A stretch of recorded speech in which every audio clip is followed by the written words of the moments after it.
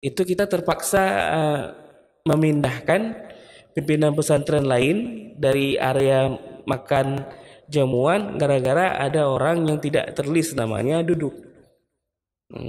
Itu kendala yang sangat besar. Kemudian ketika maulid, maulid tamu VIP yang seharusnya VIP menjadi tidak VIP gara-gara non VIP ikut nimbrung ke tempat VIP. Jadi bukan hanya disiplin dari tim protokoler yang harus kita jaga, tetapi disiplin tamu juga. Nah, ini lagi-lagi kembali ke saling mengerti ya.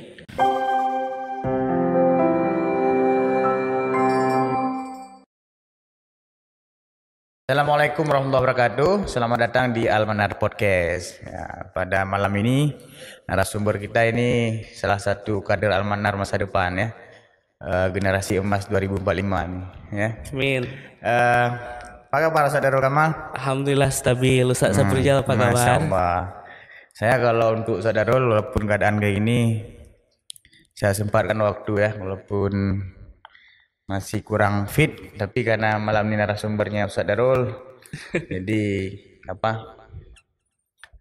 kita sempatkan waktu lah. Jadi Ustadz Darul nih, bagi pemirsa yang belum tahu Ustadz Darul ini beliau salah satu kader Almanar. Beliau saat ini di bidang humas ya, humas sosial dan juga protokol Almanar. Ya, jadi kalau ada kegiatan-kegiatan, jadi beliau yang di depan itu yang mengatur tempat duduk, tempat tamu dan segala macam. Pokoknya protokoler Almanar, setiap ada acara beliau yang panglimanya. Jadi gimana Ustaz Darul? Apa program dari protokoler? Protokol apa protokoler? Coba jelaskan secara bahasa. Saya kurang ini juga. Sebenarnya protokoler. Jadi protokoler ini wadah atau lembaga yang mengatur tidak hanya administrasi, tapi juga peraturan-peraturan yang berlaku, yang itu standarnya standar Almanar untuk kegiatan. Jadi awalnya didirikan bagian protokoler ini, ketuanya ada Ustadz Irwandi Nofrizal, anggotanya ada Ustadz Fadlun Akbar, Ustadz Zahrul Fuadi dan saya sendiri. Jadi tujuannya mengatur kegiatan yang ada di pesantren atau bekerja sama dengan lembaga lain, tetapi peraturan yang kita bawa juga peraturan pesantren di dalam agenda tersebut. Jadi cakupannya luas. Jadi tidak hanya tempat duduk dan posisi pimpinan, tapi juga rundown acaranya ketika berjalan sesuai tidak dengan standar yang diamanah. Seperti itu Ustaz Saprijal. Itu gambaran umum ya daripada salah satu program kerja ataupun tugas pokok ya dari protokoler. Benar. Jadi kenapa protokoler itu penting bagi sebuah lembaga, saudara? Kenapa protokoler penting bagi sebuah lembaga? Sama seperti halnya kenapa disiplin itu penting bagi sebuah lembaga. Karena kalau kita berdisiplin secara kegiatan, maka kegiatan itu akan berjalan lancar. Bagian disiplin dari kegiatan itulah bagian protokoler. Jadi kita mengatur semua sub kegiatan yang ada. Misalnya di acara pelantikan misalnya, tahapannya apa dulu? Apakah doa dulu atau doanya diakhirkan? Ataukah penampilan dulu atau penampilannya diakhirkan? Itu yang harus kita sesuaikan. Jadi kita tidak hanya melihat sistem baku yang ada di Almanar, kita tapi juga mengadopsi yang ada di luar, dalam hal ini dinas atau dalam hal pemerintahan ya, sehingga ada kemajuan yang kita capai. Jadi tidak kaku satu tempat seperti itu. 2021 itu kita kedatangan Ustaz Abdul Samad. Benar. Itu sudah mulai bagaimana protokoler yang diterapkan itu? Apa ada gangguan kah atau itu kan pengalaman pertama ya? Pengalaman pertama. Jadi bagaimana? Coba ceritakan ketika itu. Maksudnya ketika antum mengatur kedatangan Ustaz Abdul Samad dengan begitu rapi itu, sedangkan itu waktu pertama kali protokolernya ada itu. Benar. Kita juga kewalahan ketika pertama kali di tahun 2021. Banyak sekali benturan-benturan yang terjadi di kegiatan. Contoh misalnya ketika jamuan makan siang itu tidak ada boleh orang selain yang diagendakan di situ, yang tertera nama. Kemudian ketika dalam proses jamuan makan siang dilarang foto. Tapi karena efek Ustadz Abdul Somad yang begitu besar, banyak jamaah yang sangat cinta kepada beliau, sehingga kita agak kewalahan. Banyak sekali jamaah ketika beliau lagi makan itu diambil selfie dan mengambil foto, itu padahal dilarang. Kemudian setelah jamuan menuju ke masjid itu juga banyak halangan, karena banyak orang yang ingin mengambil foto dengan Ustadz Abdul Somad, sehingga acara agak sedikit molor. Itu kendalanya, mungkin karena efek besar dari Ustadz Abdul Somad. Kemudian kendalanya pada saat itu, kita juga kurang koordinasi. Yang kita kenal cuman satu orang ketika itu untuk koordinasi dengan tim Ustadz Abdul Somad, sedangkan di luar tim ini kita tidak kenal. Nah, yang mengakibatkan acara agak sedikit mengalami benturan dalam hal ini adalah orang-orang di luar tim inti Ustadz Abdul Somad. Seperti itu Ustadz Sofijal. Tapi itu jadi pengalaman yang berharga ya. Jadi pengalaman yang berharga. Di awal langsung menjamu tamu agung ya istilahnya, kan Ustadz Abdul Somad kan se-Indonesia ya disambut mana-mana. Benar. Tapi itu jadi pengalaman berharga ya. Kemudian selanjutnya di kegiatan apa lagi Ustadz Darul yang pernah diatur oleh protokol yang acara-acara besar? Selanjutnya Hari Santri Nasional, itu untuk khusus Provinsi Aceh, diadakan di Pesantren Modern Al-Manar. Itu ketuanya Ustadz Irwandi Nofrizal, kebetulan juga ketua tim protokoler, dan kita. Nah, kendala di sini, kendala di kegiatan hari itu tidak ada kerjasama antara IO dengan tim kita.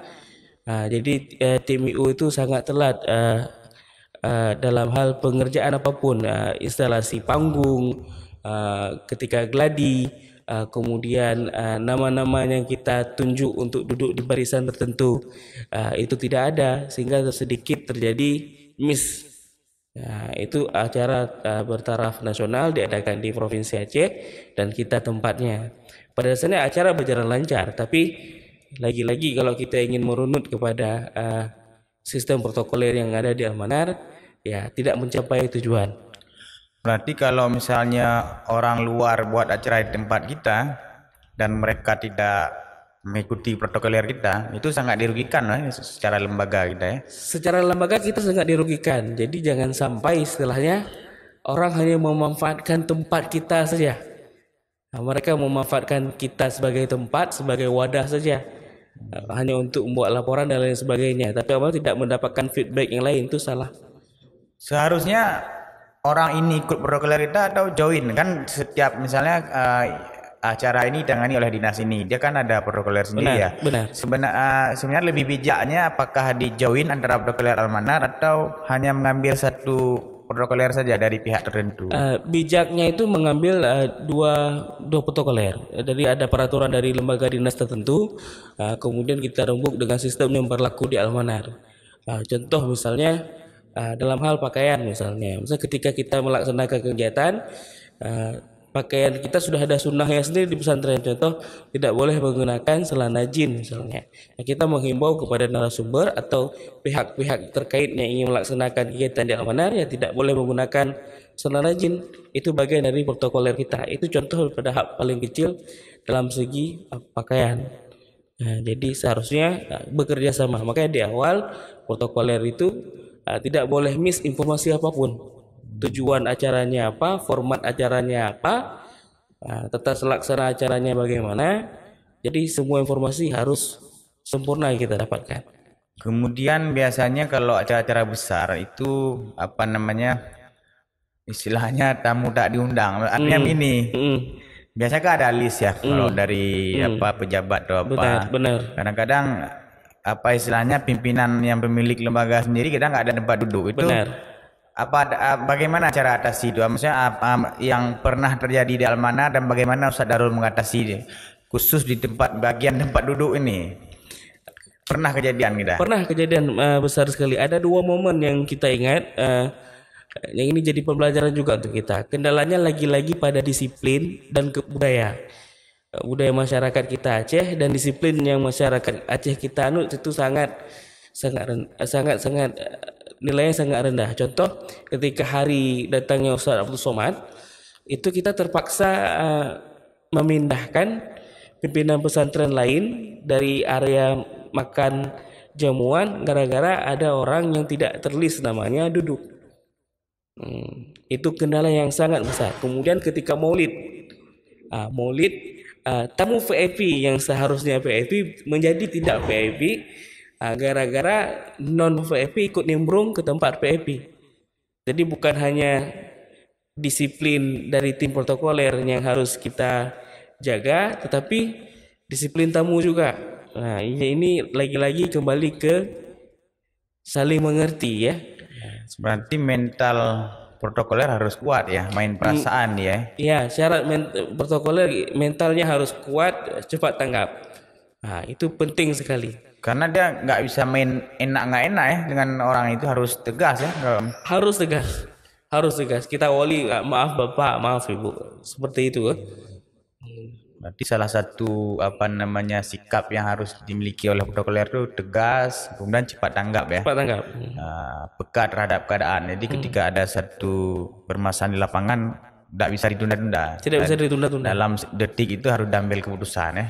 Karena ketika kita membiarkan satu agenda yang kurang baik, maka ada resiko-resiko selanjutnya. Misalnya kita membiarkan molornya waktu berjalan. Maka resikonya apa? Kegiatannya akan berlangsung sangat lama. Persiapan yang sebelumnya sangat sempurna akan menjadi sia-sia. Kendala kita per hari ini di bagian penerimaan tamu. Karena jujur tim kita juga dari Ustaz Amanar tidak kenal tamunya dalam kategori VIP. Ini juga menjadi kendala. Seharusnya bagaimana? Seharusnya list tamu VIP itu lengkap. Contoh plat nomor mobilnya, kendaraannya, kemudian kalau perlu dalam list undangan itu ada foto dan namanya. Dan kalau di tempat-tempat tertentu yang sudah kita ambil, kita jadikan rujukan, mereka menyediakan bed nama tamu VIP. Jadi kita treatmentnya mudah, kita arahkan yang mudah. Kendala kita misalnya ketika ada acara maulid, kita ada satu tempat VIP, jatahnya 1 atau 2 orang, tapi membludak satu rombongan kadang 10 orang, padahal yang dari 10 orang itu yang VIP cuma 2 orang saja. Jadi yang lainnya ikut nimbrung. Nilainya ikut nimbrung ya. Kemudian di protokoler sendiri dia bilang masih baru ya, saudara. Pernah misalnya ilmunya itu ada pernah dilatih sama orang ataupun pernah dapat bimbingan dari protokoler pemerintahan gitu? Kita dapat bimbingan itu 1 kali dari tim protokoler Gubernur Aceh pada saat itu Pak PLT Pak Marzuki. Jadi ada Bang Ridwan dan Bang lain-lainnya itu memberi arahan kepada kita secara singkat bagaimana tim protokoler itu bertindak. Selainnya kita otodidak mencari tahu di semua sumber yang lainnya. Jadi sangat banyak kendala. Jadi cita-cita kita itu bagaimana protokoler bahkan mengatur kesetelan pimpinan yang pimpinan pakai di hari itu, di acara itu, sesuai nggak dengan tema acara. Misalnya di hari batik nasional, misalnya pimpinan tidak memakai dress batik, tapi dia memakai jas misalnya, itu kan tidak sesuai dengan SOP. Jadi kita mungkin ke depan akan bekerja sama dengan Sekpim untuk mengurus atribut pimpinan. Termasuk pidato pimpinan ataupun arahan bimbingan pimpinan itu diatur nggak oleh protokoler sebenarnya seharusnya? Seharusnya ada tim khusus yang mengatur pidato pimpinan, apa yang ingin pimpinan sampaikan. Seharusnya memang seperti itu SOP-nya, tapi kita belum ke tahap seperti itu. Cita-cita temun besar sangat ada. Mungkin nanti suatu saat di tim protokoler mungkin ada yang mampu menulis teks pidato sesuai dengan tema kegiatan.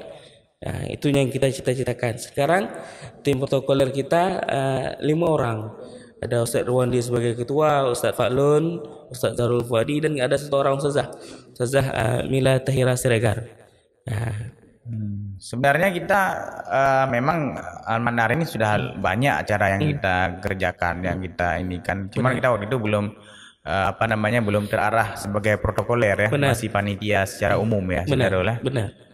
Jadi saya pikir dengan pengalaman lah, maksudnya selain dibimbing oleh yang tim profesional tadi dari pemerintahan, juga ada dari misalnya dari pengalaman-pengalaman kita, dari kejadian-kejadian yang pernah terjadi ya. Jadi kira-kira apa tantangan ke depan nih Sadarul bagi protokoler nih, ataupun tantangan lah. Tantangan ke depan bagi tim protokoler, mungkin kita akan merevisi seluruh agenda, tata cara pelaksanaan agenda dari pembukaan sampai penutupan itu masih belum baku karena seiring dengan perubahan yang ada di pemerintahan. Kemudian contoh di surat, kalau kita merujuk ke surat pemerintahan itu poinnya 1, 2, 3, 4, 5 dan seterusnya. Tapi kalau kita kadang satu paragraf itu dijadikan poin, itu juga menjadi kendala kita juga. Jadi kita harus ngikut yang sistem bagaimana, itu yang menjadi kendala tim protokoler sekarang. Apakah kita ikut model yang dilakukan pemerintah ketika kita mengeluarkan surat, atau sistem seperti yang kita anut sebelumnya, satu paragraf itu menjadi poin semuanya. Kalau kita merunut ke pemerintahan kan dia per poin, 1 menjelaskan ini, 2 menjelaskan apa, 3 dan 4 dan seterusnya. Kemudian tantangan kita terbesar itu disiplin masyarakat, disiplin ustadz-ustazahnya, disiplin anak-anaknya. Kadang kita sudah set sedemikian rupa, misalnya acara kita mulai jam sekian, ketika ada yang datang telat itu sangat mengganggu acara, apalagi di ruang yang tertutup yang harus sistem buka tutup pintu, itu sangat mengganggu. Yang terakhir itu acara pelaksanaan sejuta kiblat. Acara sudah mulai dari jam 3, tetapi tamu yang datang itu sampai jam 3:30 masih buka tutup pintu, dan itu sangat mengganggu. Seharusnya mereka diperbolehkan masuk atau tidak? Atau seharusnya tidak. Jadi itu lagi-lagi kendala kita. Kita belum cukup punya power ke situ. Seharusnya kita akan pasang flyer, acara dimulai jam 15.30, apabila lewat setelah itu dilarang masuk. Seharusnya seperti itu. Berarti pentingnya menjaga efisien waktu ya. Efisien waktu itu penting sekali, baik itu peserta ataupun pemberi materi ya, misalnya dalam kegiatan tertentu ya. Kemudian saudara, kita sudah mulai sekarang kan di susunan acara itu kan ada yang tanya kemarin Mas ya, anak-anak bingung ya.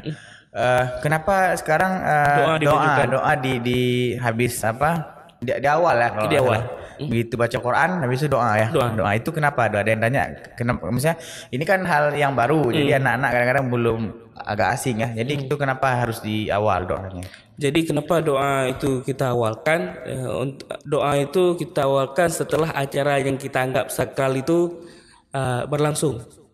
Maka doa akan kita awalkan, karena setelah doa biasanya ada penampilan.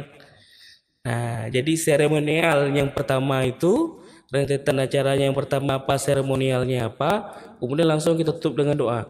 Kalau sebelumnya penampilan itu bagian dari agenda acara dan doa terakhir. Jadi ini kita ubah, kita juga ikut sistem pemerintahan Aceh. Jadi doa kita awalkan dengan artian acara sakral itu selesai, seremonial yang sakral itu selesai. Jadi setelahnya itu hanya selingan. Makanya doa diawalkan, tidak diakhirkan lagi. Tapi dia lebih serius juga ya Mas ya. Biasanya kadang-kadang kalau doa di akhir orang udah ada sebagian udah pulang. Habis itu dengut ya, udah ngantuk orangnya, karena udah ngantuk, udah nggak serius lagi ya. Kemudian juga dalam doa itu kan kita minta doa semoga dilancarkan, ya kan. Jadi di awal tuh kita sudah minta doa sama Allah agar dilancarkan. Jadi itulah salah satu fungsi doa didahulukan ya sebelum kegiatan yang intinya. Kemudian lain apa saudara yang mau disampaikan tentang protokoler nih? Mungkin kedepannya sistem apel pagi kita. Jadi sistem apel pagi kita ini kita hanya berbaris, tidak ada aba-aba tertentu. Kemudian tidak ada sistem pelaporan. Jadi hanya MC yang menyampaikan selanjutnya apa. Jadi yang lebih baiknya agar acara apel pagi kita itu serius, jadi kita lengkapi dengan petugas-petugas upacara. Itu seperti itu yang ingin kita ajukan ke pimpinan untuk kita ubah sistem apel pagi kita.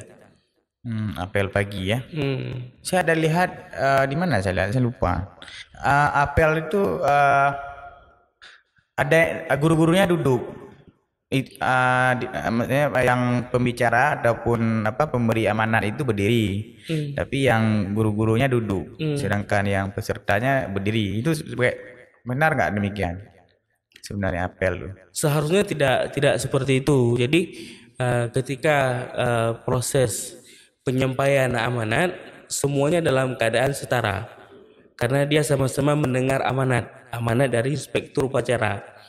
Nah, tapi karena kalau kita merujuk ke istana presiden, ketika penyampaian amanat yang berdiri itu hanya petugas upacara, bisa tim paskibra, danton dan lain sebagainya, hanya mereka yang berdiri.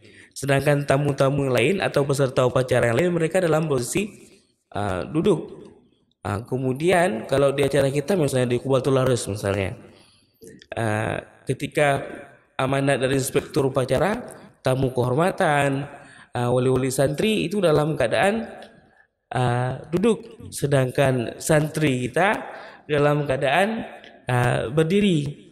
Nah, ini juga menjadi kendala seharusnya, karena kalau yang kita menurut apa yang sudah disampaikan dari tim protokoler pemerintahan Aceh, seharusnya semua dalam keadaan setara, karena sama-sama sebagai pendengar amanat inspektur upacara, kecuali mereka petugas. Nah, ini juga kita adopsi di pesantren bagaimana? Karena ketika upacara yang seluruh peserta dan pendengarnya duduk, yang pernah berhasil dilaksanakan ya tim pramuka Kuarcap Aceh Besar ketika acara KIM. Nah, jadi Kak Ampun itu meminta seluruh peserta upacara dan tamu undangan semuanya setara duduk, dan hanya beliau saja yang menyampaikan amanat. Nah, mungkin lagi-lagi kembali ke kebijakan individu ya. Nah, dan kita belum bisa mengambil keputusan nih di amanat. Apakah kita meminta santri kita untuk duduk juga ketika melaksanakan amanat? Karena santri duduk ketika penampilan. Sebelum penampilan mereka semua berdiri. Tapi biasanya saya lihat kalau yang upacara yang singkat, misalnya kayak apel Senin, apel bulanan kayak kita memang rata berdiri saya lihat di Berdiri. pemerintahan ya. Tapi Berdiri. kalau misalnya kayak apel 17 Agustus itu sebagian pembesar duduk ya. Duduk. Mungkin karena mengingat terlalu lama apa amanat yang disampaikan ya. Tapi maksud saya yang saya tanyakan tadi aturan sebenarnya, aturan baku misalnya untuk pengetahuan kita aja gitu. Aturan baku sebenarnya seperti yang saya bilang tadi, ketika mendengar amanat dari inspektur upacara, seluruh pendengar itu posisinya sama. Apakah dia berdiri atau dia duduk. Tapi yang berlaku di Aceh, di acara-acara tertentu, bahkan di acara kubatur kita, itu tamu-tamu undangan, wali santri itu duduk, sedangkan anak-anak berdiri. Kemudian ke depan apa acara kita Sadarul? Apel tahunan kapan kira-kira? Kalau kita merujuk kepada agenda tahunan, kalender tahunan yang dirancang oleh para kabak, insya Allah apel tahunan kita akan kita laksanakan di bulan Juli, ketika kedatangan santri baru. Sudah ada bayangan kira-kira siapa inspektur apa? Ya, inspektur upacara ya. Kalau dari tim protokoler kita mengusulkan rektor Unsyah, karena kami terinspirasi dengan pidato pembuka awal tahun ketika kedatangan seluruh pengurus amanah dari masa libur Idul Fitri. Di awal rapat Dewan Pengurus Wajib, Ustaz Ikram menyampaikan bagaimana kita sangat penting menjaga kerjasama lintas sektoral. Juga kita ingin menunjukkan pendidikan di amanah dalam hal ini akreditasi aliyah, madrasah kita dianggap oleh orang. Mungkin salah satunya melalui inspektur upacaranya ya rektor Rusia. Kita anggaplah sebagai universitas terbaik saat ini yang ada di Aceh. Juga selain silaturahmi mungkin membuka pintu untuk anak-anak kita semakin banyak yang mampu melanjutkan pendidikan di usia Di negeri ya, ya, di khususnya. negeri ya. Berarti tujuannya itu biar ada inspirasi lah anak-anak ya dengan menghadirkan inspektur upacara yang berbeda-beda Inspektur upacara yang backgroundnya ya. berbeda-beda Kemarin ya. sebelumnya anggota DPR, habis itu bupati ya tahun lalu ya. Kita yang belum itu rektor, kemudian pejabat tinggi di instansi TNI dan Polri, itu kita belum. Yang lain insya Allah mungkin hampir merata sudah.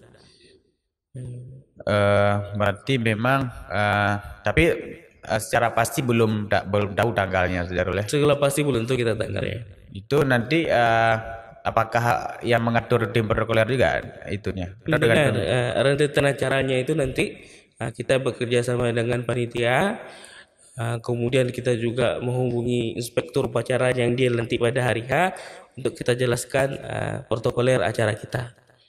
Di protokoler ini apa ada kader dari anak-anak Saudara sejauh ini? Seharusnya ada. Jadi setiap acara di Al-Manar itu ada panitia dari santri. Salah satu bidangnya ada bidang disgat. Selain ketua ada disgat. Nah, biasanya disgat ini yang kita jadikan sebagai pembantu utama tim protokoler. Ada dari anak-anak kader ada. Parkir itu bagian dari itu nggak? Seharusnya parkir menjadi lingkup kegiatan protokoler. Contoh misalnya kita tidak membenarkan parkir mobil di lapangan samping panggung utama misalnya, karena kita menganggap itu nanti dapat noise mengganggu acara. Itu juga sangat penting parkir. Nah, kemudian ini sudah di akhir Saudara, saya mau antum meng-highlight sekali lagi kenapa pentingnya protokoler itu ada di sebuah lembaga itu. Kenapa protokoler itu penting di sebuah lembaga? Agar seluruh rentetan acara program yang ingin lembaga itu laksanakan berjalan dengan baik. Jadi tidak hanya tercapai cita-citanya saja, tapi prosesnya itu harus benar.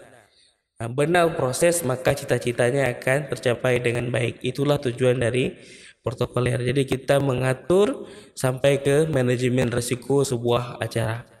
Berarti memang untuk menciptakan ketertiban dari acara itu sendiri ya, agar terlihat lebih profesional lah. Nggak bisa istilahnya bejit-bejit dah kalau bahasa Aceh ya. Benar. Misalnya kadang-kadang kita kan masih tradisional sekali, maksudnya dah lah nggak apa-apa gitu kan, memaklumi aja. Tapi seharusnya kita memang sudah harus menuju ke sana ya. Benar. Harus lebih tertib ya segala sesuatu itu ya. Benar.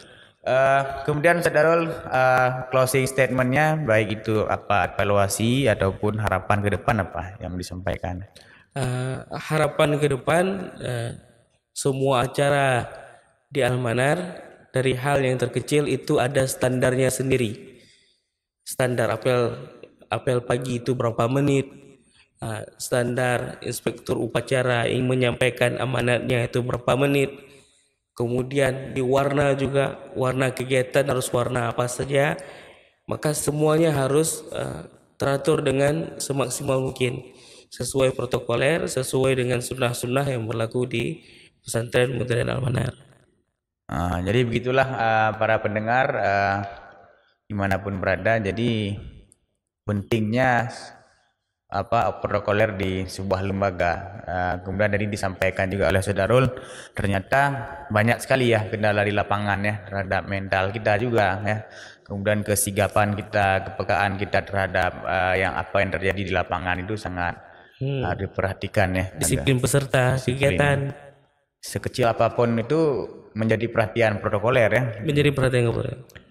Baik, kita akhiri podcast singkat kita ini ya. Semoga nanti bisa kita lanjutkan lagi di episode selanjutnya. Mungkin kita bahas lagi tentang berbagai macam hal tentang pesantren ya ataupun protokoler. Oke, Saudarul, terima kasih sudah hadir di studio kita ini. Sama-sama. Ya. Insyaallah ini ruang baru kita nih, baru kita launching. Semoga kita konsisten ya untuk menghadirkan podcast untuk wali santri dan seluruh pendengar di Al-Manar Daily ini. Terima kasih Saudarul sekali lagi. Baik, saya akhiri. Assalamualaikum warahmatullahi wabarakatuh.